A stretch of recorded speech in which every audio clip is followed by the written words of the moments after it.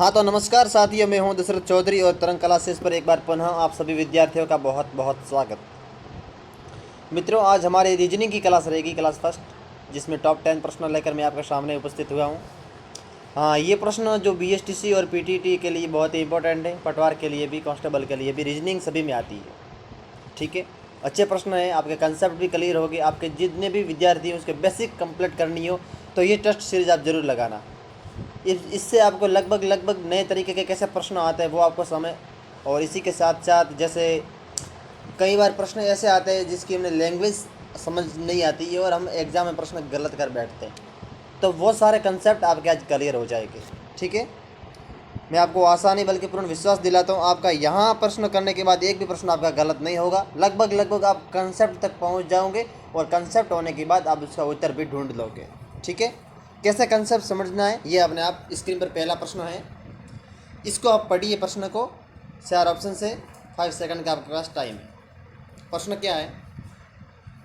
ये प्रश्न, चीता का बाईं ओर से 18वां स्थान तथा दाईं ओर से 30वां स्थान है, तो बताओ पंक्ति में कुल कितने व्यक्ति हैं। प्रश्न ये बोल रहा है, एक सीधी पंक्ति है जिसमें सीता जो बाईं ओर से 18वें नंबर पर बैठी है और दाईं ओर से 30वें नंबर पर बैठी है, तो अपने को बताना है कि भाई उस पंक्ति में कुल कितने व्यक्ति बैठे। देखो ये प्रश्न कैसे आता है, एक पंक्ति है और उसमें किसी एक लड़की का नाम लिया है, कोई भी हो, फिर उसने क्या किया कि बाईं ओर से पूछा है उसका और दाईं ओर से पूछा है, संख्या बता दी बाईं ओर से इतने स्थान पर और दाईं ओर से इतने स्थान पर, फिर उन्होंने पूछा है कि पूरी पंक्ति में संख्या कितनी है बताइए। कर सकते हैं, बेसिक क्वेश्चन से। कैसे करेंगे? देखो, बाईं ओर की संख्या और दाईं ओर की संख्या दोनों को हम जोड़ दो। जब हम दोनों को जोड़ेंगे, बाईं ओर से कितना है 18, समझना आप, ये 18 कहाँ से? बाईं ओर से। ओके, दाईं ओर से कितना है ये देखना, 30वां। ओके, दोनों को जोड़ लेते कितना आ रहा है? 48 आएगा। ठीक है, जब हम दोनों को जोड़ेंगे 48 प्लस, सॉरी इसको माइनस कर लेते हैं अपन, 48 प्लस 30, ये गलत हो जाएगा। अपने को यहाँ पर क्या करना है? 18 प्लस 30 करना। 48 तो आएगा नहीं, 48 तो इसका उत्तर आएगा 8 प्लस 3 प्लस 1 4, ये क्या है? 48। अब जब हम 18 प्लस 30 को हम काउंट कर रहे हैं तो 48 आ रहा है, अच्छी बात है, लेकिन हम 18 और 30 दोनों को जोड़ रहे हैं हम यहाँ पर, तो वो जो सीता का स्थान है हम इसको 2 बार काउंट कर रहे हैं। सीता बाईं ओर से भी गिन रहे हैं और दाईं ओर से भी गिन रहे हैं, तो इसका मतलब पंक्ति तो है एक है, लेकिन सीता को हम 2 बार काउंट कर रहे हैं, तो 48 नहीं होगा। उनमें से हम एक को क्या कर लेंगे? 48 माइनस 1 कर लेंगे, क्या आ जाएगा? 47। और यही हमारा क्या है आंसर? क्या आंसर? बी। क्या आंसर है हमारा? बी। देखो, इस प्रकार के प्रश्न बहुत आते हैं। इस प्रकार के प्रश्नों को सोल्व करने के लिए अपने पास कंसेप्ट क्लियर होना चाहिए कि हाँ, बाईं ओर से पूछा है और दाईं ओर से पूछा है, पंक्ति में कुल कितने विद्यार्थी हैं उसको पूछा है, अच्छी बात है। बाईं और दाईं ओर से आपको क्रमांक दिए हुए हैं, उसको जोड़ दो और जितने भी आ रहे हैं उसको एक में से घटा लो। ये सीधी ट्रिक से, दोनों को जोड़ो, एक में से घटा लो। अभी एक क्यों घटा रहे हो? क्योंकि हम सीता का स्थान यहाँ पर 2 बार गिन रहे हैं, इसको हम 1 बार गिनेंगे। ठीक है, नेक्स्ट प्रश्न। अंजलि कहती है वह मेरी बहन के भाई के पिता का इकलौता पुत्र है, वो व्यक्ति अंजलि से किस प्रकार संबंधित है? 4 ऑप्शन से चाचा, भाई, पिता, सचेरा भाई। अच्छी बात है, अंजलि मान लो कोई। ये प्रश्न रिश्ते से आता है, हालांकि राजस्थान में ये प्रश्न सभी विद्यार्थी कर सकते हैं जिनको रिश्तों के बारे में बहुत नॉलेज हो। ठीक है, तो प्रश्नों को समझिए और उत्तर देने की कोशिश कीजिए। इसमें आपको थोड़ा सा टाइम लग सकता है, लेकिन फिर भी जिसकी प्रैक्टिस हो वो जल्दी कर देगा। देखिए, मैं आपको समझा भी लेता हूँ। मान लीजिए कोई अंजलि है, ये रही अंजलि। ठीक है, वो कहती है, अंजलि कहती है वह मेरी बहन, अच्छा इसकी बहन है, ये बहन मान लो। बहन के भाई, वह मेरी बहन, देखो ये बहन है, और बहन के भाई, ये भाई मान लो। भाई के पिता, ये ला पितो, क्या हो गया? ये पिता हो गया अपना। अब पिता का इकलौता पुत्र, पिता का इकलौता पुत्र कौन होगा? ये खुद होगा। अरे भाई, पिता का ये पिता है और इसका इकलौता पुत्र यही है। हाँ, तो ये क्या बोल रहे हैं कि वो व्यक्ति अंजलि से किस प्रकार संबंधित हैं। अंजलि कौन है, ये है, ये इसकी बहन होगी। ठीक है, ये शुरुआत में लिखा है अंजलि कहती है वो मेरी बहन, तो ये इसकी बहन होगी और ये अंजलि खुद है, ये क्या है, अंजलि। ठीक है, अब ये बोल रहा है वो व्यक्ति अंजलि से किस प्रकार संबंधित है, अर्थात व्यक्ति कौन है इसका बोल रहा है। भाई कौन है, ये तो बहन है और ये भाई है, तो क्या होगा, ये भाई होगा। और ये कौन है, तो ये बहन है। तो राइट आंसर क्या है, बी। कितना सरल प्रश्न है। ऐसे प्रश्न रीजनिंग में पूछे जाते हैं, लेकिन हाँ जब तक कंसेप्ट क्लियर नहीं है आपका प्रश्न गलत होगा। नेक्स्ट, हाँ ये तीसरा प्रश्न, 1, 4, 9, 14, 25 और आगे डैश डैश डैश लगा लिया। 4 ऑप्शन से 37, 48, 49, 35। बहुत इजी प्रश्न है। संख्या देते हैं, कभी वर्णमाला भी दे देते हैं, कभी पक्षियों के नाम डाल देते हैं। व्यक्ति का मेंटल कितना विकसित है उसको जानने के लिए रीजनिंग मास्टर कुछ भी कर सकता है, लेकिन हाँ आपने प्रैक्टिस मारी है 1 बार 2 बार 4 बार, आपका रीजनिंग में कोई भी त्रुटि नहीं होगी। राजस्थान जीके के लिए त्रुटि हो सकती है, उसके लिए मैं वीडियोज अपलोड करता रहता हूँ, आप वहाँ जाकर प्ले लिस्ट में देखिए। वहाँ पर भी मैंने वो प्रश्न डाले हैं जो एग्जाम में आए हुए वो आ सकते हैं, नए प्रश्न हैं, अच्छे प्रश्न हैं। यहाँ पर आप अभी जुड़िए और इसमें जो राइट आंसर है वो बताने की कोशिश करें कि राइट आंसर क्या होगा। इसका राइट आंसर मित्रों क्या होगा, देखिए 1, 4, 9, 16, 25। अब आपको समझ में आ रहा है कि यार कुछ तो कुछ इसमें है। देखो 1 का स्कोर क्या हो रहा है, 1 ही तो हो रहा है, 1 इंटू 1 क्या हो रहा है, 1। ठीक है, अब 2 का स्कोर क्या हो रहा है, 4। कैसे हो रहा है, देखो 2 इंटू 2 4 हो रहा है ना। उसी प्रकार हम समझ रहे होंगे कि 3 का स्कोर भी कितना हो रहा है, 9 हो रहा है। बहुत अच्छा प्रश्न है, सिंपल प्रश्न है। 3 इंटू 3 कितना हो रहा है, 9 ही तो होता है। स्कोर का मतलब संख्या को 2 बार लिखनी, 1, 2। ठीक है, तो ऐसे ही हम गिनते जाएगा। 1 का स्कोर, ये 2 का स्कोर, ये 3 का स्कोर, फिर ये 4 का स्कोर, फिर ये 5 का स्कोर हो जाएगा। तो आगे ये यहाँ पर कितना का होगा, 6 का स्कोर। और 6 का स्कोर मतलब 6 इंटू 6, और अपने को पता है 6 और इंटू 6 से गुणा करते तो 36 आ रहा है, इसलिए हमारा पहला आंसर ही राइट है। ध्यान रखना यहाँ पर दूसरा, तीसरा और चौथा ये गलत है। समझ में आया होगा, ये स्क्रीनशॉट ले लो इसका। देखो 1 का स्कोर 1, 2 का 4, 3 का 9, 4 का 14, 5 का 25, 6 का 37, 7 का 49। ये आपको ऐसे ऐसे करके लगभग 20 तक तो कम से कम आपको याद रखना है, जिससे आप एग्जाम में जल्दी कर सको। नेक्स्ट, हाँ सभी हाथी शेर हैं, सभी शेर बंदर हैं। निष्कर्ष आपके सामने है, सभी हाथी बंदर हैं, कुछ बंदर हाथी हैं। ऑप्शन से केवल 1, केवल 2, दोनों, कोई नहीं। देखो कितना प्रश्न को घुमाया है, लेकिन बहुत सरल है। ऐसे प्रश्न एग्जाम में बहुत पूछे गए। देखो ये प्रश्न राजस्थान कांस्टेबल में पूछा गया 2018 में, जब अगस्त का एग्ज़ाम हुआ था तो उसमें ये प्रश्न आया था। अब आप समझ लीजिए, जब आया है तो अब की बार भी आ सकता है। ऐसा खुद ये नहीं आएगा, लेकिन इसे लैंग्वेज का दूसरा आ सकता है। तो आप समझना कि लेवल क्या आ रहा है प्रश्नों का, उसके बाद आप तैयारी कीजिए। एग्जाम में बैठिए, उनसे पहले ये प्रश्न जरूर मिलाना, बहुत आपको मोटिवेशन मिलेगा अपने आप में। 5 सेकंड का टाइम है आपके पास।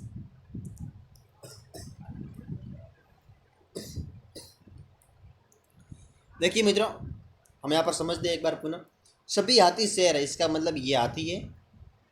ठीक है, यहाँ पर मैं ई लिख लेता हूँ, ई का मतलब एलिफेंट। ठीक है, सभी हाथी क्या है, शेर है। लो भाई इसके ऊपर ले लिया, ये क्या है, शेर। अच्छी बात है, जितने भी हाथी हैं उसको हम शेर का दर्जा दिया हमने। अब सभी शेर क्या है, बंदर है। लो इसका मतलब सभी शेर भी क्या है, बंदर है। यानी कि एम लिख ले, एम का मतलब मंकी, शेर का यानी कि एल, एल का मतलब लॉयन। ठीक है, और ई का मतलब एलिफेंट यानी कि हाथी।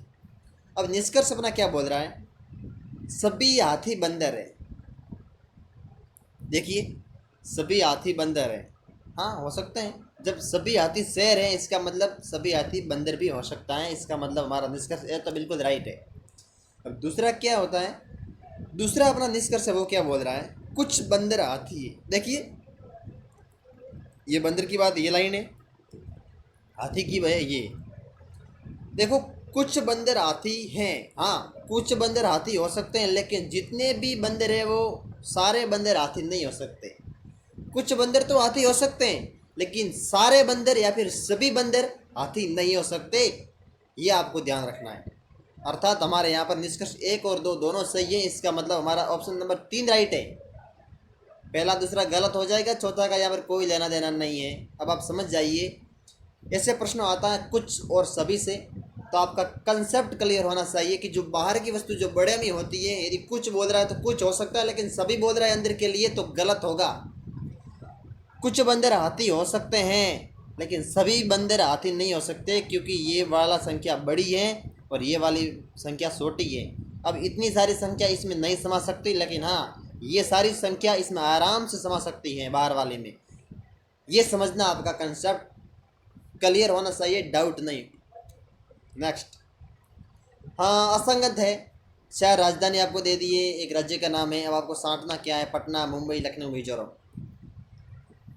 अच्छा प्रश्न है, 5 सेकंड का टाइम है आपके पास। प्रश्नों को समझिए, लैंग्वेज समझिए। हमें आपको जानना चाहता हूँ कि आपका इंडिया जी के कितने कवर है, भूगोल की दृष्टि से आपकी कितनी तीव्र मानसिक है, आप कितने एक्टिव हो, देश में क्या चल रहा है क्या नहीं है, वो मैं आपसे जानना चाहता हूँ। आप कमेंट में ज़रूर बताना कि हाँ हमारा ये प्रश्न बिल्कुल राइट हुआ। ये सभी विद्यार्थियों का प्रश्न राइट होना चाहिए। रीजनिंग तैयारी कर रहे हो आप, राजस्थान कांस्टेबल, BSTC, पटवार और अलग अलग राज्यों में जितने भी रीजनिंग का जो लेवल है, वो आपको जानने के लिए इस प्रश्न का उत्तर आपको आना चाहिए। देखो इसका राइट आंसर हो जाएगा डी। ये तीनों ही राजधानी है। कौन सी? ये तीनों ही, लेकिन ये राज्य है। पटना किसकी राजधानी है? देखो, बिहार की, बिहार की पटना, महाराष्ट्र की मुंबई, यूपी की लखनऊ। यूपी का मतलब उत्तर प्रदेश, इसकी क्या है? लखनऊ है। लेकिन हाँ, मिजोरम खुद राज्य है, राजधानी नहीं है। ध्यान रखना, ऐसे प्रश्न आते हैं। 4 ऑप्शंस देगी, 3 राज्य दे दिए, 1 राजधानी दे दी, या फिर 3 राजधानी दे दी, 1 राज्य दे दिया। अब आपको पूछेगा कि असंगत है, ये भी आपको ध्यान में रखना है। नेक्स्ट, हाँ प्रकाश किरण और नदी, ये भी बेसिक प्रश्न है, ये आप समझ सकते हो, अपने पर्यावरण से संबंधित है ये। देखिए, प्रकाश किरण तो नदी का क्या होगा? पर्वत, गंगा, मोहाना, किनारा। देखो, ये तो आप सभी विद्यार्थियों ने कर लिया होगा। प्रकाश से क्या निकलती है? किरणें निकलती है। ऐसा ही संबंध आपको नदी के साथ बहाना है। क्या यहाँ पर पर्वत का कोई लेना देना है? नहीं है। क्या नदी का लेना देना है यहाँ पर गंगा से? है नहीं है गंगा से। गंगा तो खुद नदी है। क्या प्रकाश खुद किरण है? नहीं, प्रकाश से किरणें निकलती है। इसका मतलब यहाँ पर राइट आंसर होगा डी, नदी का संबंध किनारा से है। यहाँ पर जिस प्रकार प्रकाश का संबंध किरण से है, उसी प्रकार नदी का संबंध किनारा से है, मुआना से भी नहीं। ये तीनों ही गलत है। नेक्स्ट, 7th है, कत्ल, वध, अपहरण, हत्या। आपको बताना है कि इनमें से भिन्न कौन सा है। 3 समान है, एक अलग है। देखो यहाँ पर कत्ल का मतलब क्या होता है? मार देना, ख़त्म, जान से चले जाना, किसी को मार देना। वध का मतलब क्या होता है? उसको भी किसी को मार देना। हाँ, हत्या और वध में डिफरेंट क्या है? मृत्यु का ये तीनों ही मृत्यु से संबंधित है, ये और ये। इसका मतलब इसका राइट आंसर सी होगा। अपहरण का मतलब होता है किसी को उठा के ले जाना, लेकिन इन तीनों का मतलब क्या है? ए, बी और डी का मतलब है मृत्यु को प्राप्त होना, चाहे वो धोखे से करो, चाहे वो युद्ध से करो। यदि युद्ध से करता है तो उसके लिए हम सब काम में लेते हैं वध। जैसे क्या, राम ने रावण का वध किया, ये सही है। राम ने रावण की हत्या की, ये गलत है। वध एक अपने आप में, वध करने के बाद व्यक्ति अपने आप में एक अभिमान या गर्व महसूस करता है, लेकिन हत्या करने के बाद में वो अफसोस करता है कि मैंने ये काम धोखे से किया है। ये आपको शब्दों का ध्यान रखना है। हालांकि जब आप हिंदी पढ़ोगे तो वहाँ पर इस वर्ड्स आपको देखने को मिलेंगे। यहाँ पर अपना राइट आंसर क्या है? सी। तीनों का मतलब मृत्यु है, अपहरण का मतलब उठाना है, ये अलग है तीनों से। नेक्स्ट, हाँ कांस्य, पित्तल, इस्पात और जिंक, 4 ऑप्शन है आपके सामने, और इसमें भी आपको एक अलग छांटना है, कौन सा एक अलग है, इन तीनों से भिन्न कौन सा है, ये आपके सामने स्क्रीन पर है। समझना और उत्तर देना। ऐसे प्रश्न एग्जाम में आते हैं, हम कन्फ्यूज होकर इसमें तुक्का लगाते हैं, लेकिन तुक्का लगाने वाला व्यक्ति कभी भी सक्सेस लाइफ में नहीं होता है। उसने जो सही किया है वहाँ से भी वो मार्क्स खो बैठता है। फिर विचार करता है, उसके लिए हम काम में लाते, अब बचता है क्या होता जब चिड़िया चुग गई खेत। काम बिगड़ने पर पछताना व्यर्थ है। पहले जो आपने किया वो आपके पास है, जीत भी आपके पास है और हार भी आपके पास है, लेकिन हाँ बस फर्क केवल इतना ही है, आपकी मेहनत का। देखो, ये कांस्य, पीतल और इस्पात ये तीनों ही मिश्र धातु हैं, देखो। लेकिन हाँ, ये जो जिंक है वो केवल धातु है। इसको हम इंग्लिश में एक शब्द काम में लेते हैं, ZN। ठीक है, तो यहाँ पर क्या होगा, डी राइट है अपना। ये तीनों ही मिश्र धातु हैं, जबकि जिंक एक धातु है, इसलिए हम यहाँ पर इसको राइट मानेंगे। Option number D is clear, it is the right answer for the D. Next देखो, एक मैं आपको बात समझा लेता हूँ। जितनी भी मिश्र धातुएं हैं, जितनी भी धातुएं हैं, जितने भी कलर से प्रश्न आते हैं, वो आपको पढ़ने हैं, समझने हैं, याद करने हैं, कंसेप्ट क्लियर करने हैं। एग्जाम में प्रश्न आते हैं घूम फिर कर। जितने भी देशों की राजधानियाँ हैं, अपने इंडिया की राजधानियाँ हैं, कौन सा शहर किस नदी के किनारे स्थित है, कौन सा देश में कौन सा मरुस्थल पाया जाता है, भौगोलिक दृष्टि से, जीके की दृष्टि से, हिंदी से, अर्थात रीजनिंग पढ़ने वाला व्यक्ति का सामान्य ज्ञान बहुत ही मायने रखता है। यदि सामान्य ज्ञान आपने क्लियर कर लिया, आप रीजनिंग के मास्टर हो, आप रीजनिंग के पक्के मास्टर हो। और बनने के लिए आपको प्रैक्टिस सेट लगाना पड़ेगा दिन में 2-2 बार, इसलिए मैंने यहाँ पर स्टार्ट किया है। मैं आपको विश्वास दिलाता हूँ, ये प्रश्न पढ़ लीजिए, लगभग 1-2 प्रश्न आपको मिल जाएंगे। चाहे धातुओं से मिलो, चाहे दिशाओं से मिलो, और चाहे बात करें वर्ण से। वर्ण का मतलब क्या होता है, एक हम प्रश्न आपके लिए आगे लेकर आएंगे, उसमें आपको बता दूँगा कि एक वर्ण से भी प्रश्न आता है। वर्ण का मतलब होता है कलर, प्राथमिक कलर, द्वितीयक कलर, तृतीयक कलर, अलग अलग प्रकार के वर्णों में डिवाइड किया है। वहाँ से प्रश्न बहुत ज़्यादा उठते हैं, फुटअप होते हैं वहाँ से बहुत। देखो, ये आ गया प्रश्न, लाल हरा नीला पीला। मैं आपसे वर्ण की बात कर रहा था और ये वर्ण वाला प्रश्न आ गया है। अब समझना है कि इनमें से एक आपको असंगत है, बाकी 3 संगत हैं, वो असंगत आपको चाटना है। ये वही व्यक्ति कर सकता है जिन्होंने इस प्रैक्टिस सेट को लगाया होगा, या फिर उन्होंने बुक्स अच्छी पढ़ी होगी और उसके बाद उन्होंने डेली प्रैक्टिस कर रहा होगा, वही व्यक्ति इसका आंसर दे सकता है। देखो, लाल को हम क्या बोलते हैं, रेड।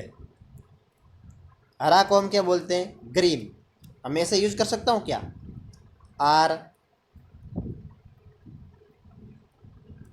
इसके लिए मैंने आर यूज किया, इसके लिए मैंने जी यूज किया, इसके लिए मैंने बी का मतलब ब्लू यानी नीला, और इसके लिए मैंने वाई यूज़ किया। अच्छी बात है, मैंने इंग्लिश के जो पहले पहले वर्ड्स है उसको मैंने यूज़ लिया है। अब समझना है आपको ये है कि ये तीनों ही शब्द RGB, इसको हम बोलते हैं प्राथमिक रंग। क्या, प्राथमिक रंग हम इसको बोलते हैं, RGB। इन तीनों को, ये आपके माइंड में होना चाहिए, आपके रक्त में होना चाहिए, आपके दिमाग में होना चाहिए। उठते, खाने पीने, बैठते, कौन से भी एक्टिविटी के दौरान ये आपका रीजनिंग के जो बेसिक कंसेप्ट है वो आपके माइंड में होना चाहिए, जो आपको सफलता दिलाएगा। RGB, तो अपना ऑटोमेटिक इसका राइट आंसर हो जाएगा डी। क्या हो जाएगा, डी इसका राइट आंसर है। ये डी येलो, ये द्वितीयक रंग है, द्वितीयक, पहला रंग नहीं है, पहला तो केवल 3 ही है। RGB मैंने आपको बता लिया, ये तीनों, प्राथमिक और ये द्वितीयक। ठीक है, नेक्स्ट। मानसून, वर्षा, बादल, नदी, महासागर, इसको आपको क्रमानुसार जमाना है। इनमें से पहला क्या आएगा, जब बारिश का टाइम होता है तो फिर सबसे पहले क्या नदी आती है, या फिर बादल सबसे पहले आते हैं, या फिर मानसून सबसे पहले आता है, या फिर महासागर, वर्षा। ये आपके बेसिक कंसेप्ट को क्लियर करता है कि आपका कितना मेंटल चल रहा है, कितना दिमाग की आप विकसित हो, दिमाग की कितने आप हो, वो मैं आपसे जानना चाहता हूँ। मैं नहीं, हालांकि एग्जामिनर भी जानना चाहेंगे आपसे और हमसे दोनों से। तो सरल प्रश्न है बहुत, मैं ही बता देता हूँ। सबसे पहले मानसून आता है, उसके बाद 1 नंबर पर, उसके बाद क्या वर्षा आती है, नहीं, मानसून के बाद में बादल बनते हैं। बादलों से भारी बरसात आती है, इसका मतलब दूसरा होगा अपना बी ये। 2 नंबर पर हम किसको लेंगे, इसको लेंगे। उसके बाद में वर्षा होगी, हाँ ये 3 नंबर पर। उसके बाद में क्या होगी, जब बहुत ज़्यादा वर्षा होगी तो फिर वह नदी का रूप लेगी, तो उसके बाद भी 4 हो जाएगा। और फिर लास्ट में ये नदी कहाँ मिलेगी, महासागरों में, यह हो जाएगा 5। ओके, तो फिर ये देख लो कौन सा अपना राइट होगा। ये पहला कौन सा, ये वाला अपना राइट आंसर है। ABCD ये गलत हो जाएगा। फिर देखो दूसरा ACBDE, हाँ ये अपना बिल्कुल राइट होगा। पहला A आएगा, फिर C आएगा, फिर B आएगा, फिर D आएगा, फिर E आएगा। इसका मतलब हमारा राइट आंसर दूसरा होगा। तीसरा चौथा गलत, पहला भी गलत, दूसरा अपना it is the right answer. ये आपको चयन करना है। ऐसे यदि आपने ऑप्शंस को काट काट कर एग्ज़ाम में यदि आपने सफलता प्राप्त की है तो आप कौन सा भी एग्ज़ाम दो, आप 100% सक्सेस हो गए। यदि आपने एग्ज़ाम में आपने ऑप्शंस को निकालना सीख दिया, इसका मतलब आपने आधा काम तो कर लिया। अब आधा ही बचा है, आधा में आपने यदि प्रैक्टिस सेट और सही से पढ़ाई की होगी तो आपका सिलेक्शन कोई नहीं रोक सकता। और आज के लिए बस इतना ही। तब तक के लिए हम आपसे विदा होंगे, कल फिर आपके सामने रूबरू होंगे। तब तक के लिए आप अपना ख्याल रखना और इन प्रश्नों को दोहराना। जब तक आपको कंसेप्ट क्लियर ना हो तब तक आप इसको दोहराना। एक अच्छी बुक्स पढ़िए, बुक्स के बाद प्रैक्टिस सेट लगाइए, फिर एग्ज़ाम में बैठिए, आपका एक भी प्रश्न गलत नहीं होगा। तो आज के लिए बस इतना ही, फिर कल मिलेंगे। तब तक के लिए राम राम।